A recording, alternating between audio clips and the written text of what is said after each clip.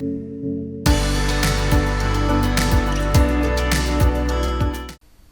chụp được số bóng bồn từng ở kia đâyกับbông test nàoក្នុង channel ទូរបស់ខ្ញុំ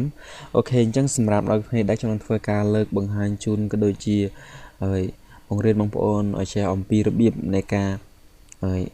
ដាក់រូបភាពរបស់យើងនឹងឲ្យ see ជាមួយនឹង background បាទអញ្ចឹងបងប្អូនដឹងថានៅពេលដែលបងប្អូនធ្វើការកាត់រូបភាពឧទាហរណ៍រូបភាពនេះណាអូខេឥឡូវខ្ញុំបើក Photoshop ម្ដងមកដើម្បីធ្វើការបង្ហាញបងប្អូនឃើញនៃអំពីការដាក់រូបភាពណាបាទអញ្ចឹងបងប្អូនបើកកម្មវិធី Photoshop ជាមួយនឹងខ្ញុំទាំងអស់គ្នាមកយើងអនុវត្តជាមួយទាំងអស់គ្នាតែម្ដងណាអូខេអញ្ចឹងខ្ញុំធ្វើការទាញបង្ហាញរូបភាពតែម្ដងបាទអញ្ចឹងខ្ញុំកាត់រួចហើយណា file នេះ file ជាប្រភេទ file PNG អញ្ចឹងខ្ញុំរើសយក file ដែលមាន background ហ្នឹងមកបង្ហាញបងប្អូនតែម្ដងមកណាបាទអូខេអញ្ចឹងនេះគឺជារូបភាពដែលខ្ញុំបានធ្វើការកាត់រួចហើយគឺខ្ញុំបានកាត់ background ចេញអញ្ចឹងបងប្អូនអាចធ្វើការកាត់ដោយខ្លួនឯងបាទអញ្ចឹងពីវិធីកាត់អីគឺខ្ញុំបានបង្ហាញពីវីដេអូមុនរួចហើយប៉ុន្តែនេះគឺខ្ញុំខ្ជិលកាត់វែងឆ្ងាយបងប្អូនមើលអញ្ចឹងខ្ញុំកាត់ខ្លីៗអញ្ចឹងខ្ញុំយករូបដែលខ្ញុំកាត់ឲ្យមកបង្ហាញតែម្ដងបាទអូខេអញ្ចឹងជាទូទៅនៅពេលដែលបងប្អូនធ្វើការកាត់ background ចេញខ្ញុំrecommend ឲ្យប្រើប្រាស់នៅគេហៅថា pen tool ណានេះ pen tool នេះបាទអញ្ចឹង pen tool ហ្នឹងគឺវាកាត់រូបrấtស្អាតបាទអញ្ចឹងអ្វីដែលយើងត្រូវចាប់អារម្មណ៍គឺនេះនៅពេលដែលបងប្អូនធ្វើការកាន់បាទនេះអញ្ចឹងបងប្អូនឃើញធ្នេអញ្ចឹងគឺវាត្រង់ស្លូម្ល៉េះវា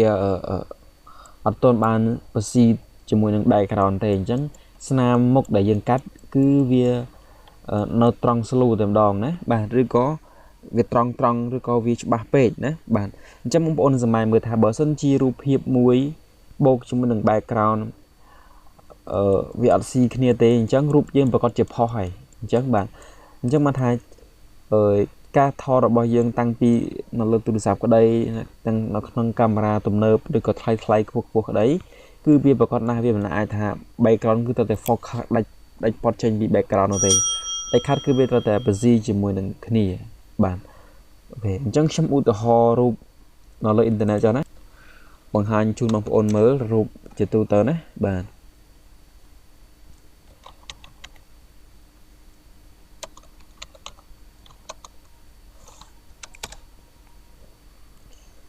អូខេខ្ញុំធ្វើការបង្ហាញរូបមួយដែលគេហៅថា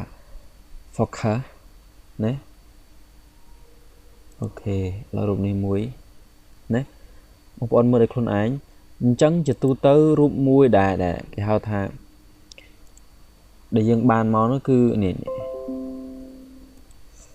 ណាអញ្ចឹងមកនៅកែមនេះខ្ញុំចង់សង្កត់ខ្លួនគឺទៅលើកែមអញ្ចឹងកែមហើយនឹង background គឺអត់អាចថាផុសដាច់ delete តែម្ដងនោះទេគឺវាមានការគេថា versi ជាមួយនឹងផ្ទៃ background ខាងក្រោយឃើញទេបងប្អូនឃើញទេនេះណាបែបហ្នឹងអញ្ចឹងខ្ញុំនឹងបង្ហាញអំពីរបៀបនៃការធ្វើបែបហ្នឹងឲ្យបងប្អូនមើលបាទអញ្ចឹងគ្រប់ទូទៅទាំងអស់ទាំងការថតជាលក្ខណៈធ្វើកាតក្តីការថតជាលក្ខណៈ pre-wedding ឬក៏ជាលក្ខណៈកម្មវិធីជប់លៀងឯផ្សេងហ្នឹងគឺគេធ្វើរបៀបបលាអញ្ចឹងដែរនេះកេមគៀនហ្នឹងគឺឲ្យបស៊ីជាមួយនឹង background បាទជៀសវាងនៅពេលដែលយើងធ្វើការ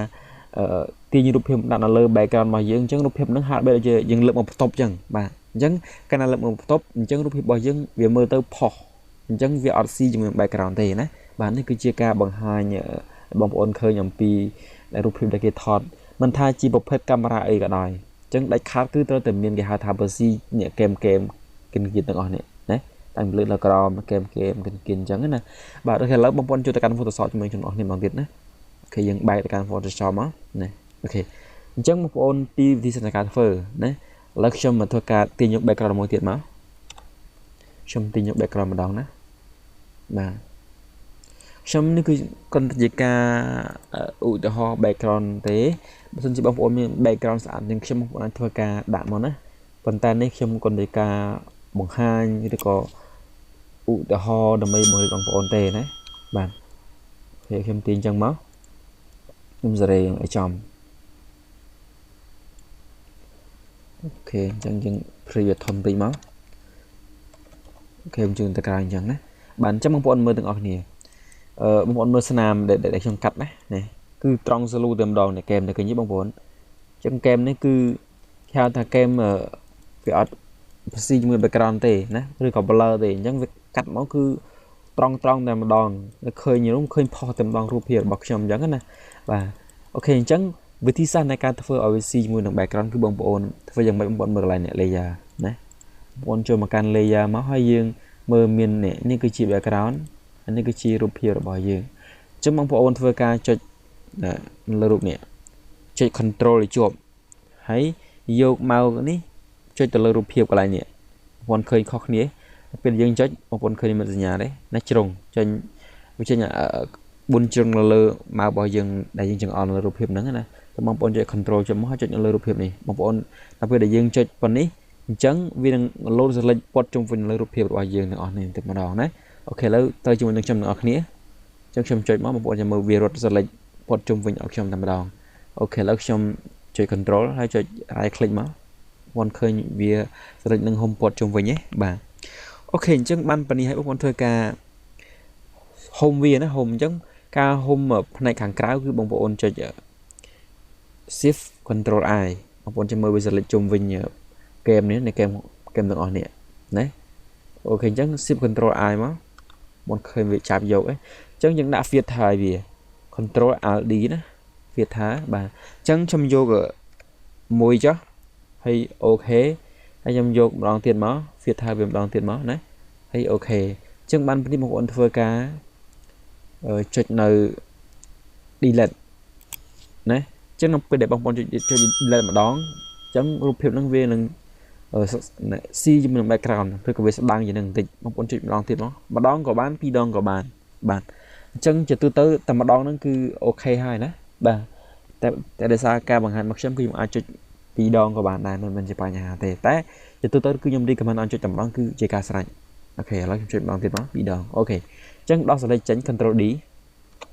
ជាការស្រេចបងប្អូនមើលម្ដងទៀតណាអញ្ចឹងយើងមើលរូបភាពរបស់យើងគឺលេងត្រង់ slow ដូចវាមុនហើយអញ្ចឹងវាស៊ីជាមួយនឹង background ឃើញទេអញ្ចឹងយើងមើល game នេះ background ហើយជាមួយនឹងរូបភាពគឺវាស៊ីគ្នាវាអត់ខុសគ្នាខ្លាំងពេកទេអញ្ចឹងរូបភាពរបស់យើងមើលទៅវាស្មូតជាមួយនឹង background ណា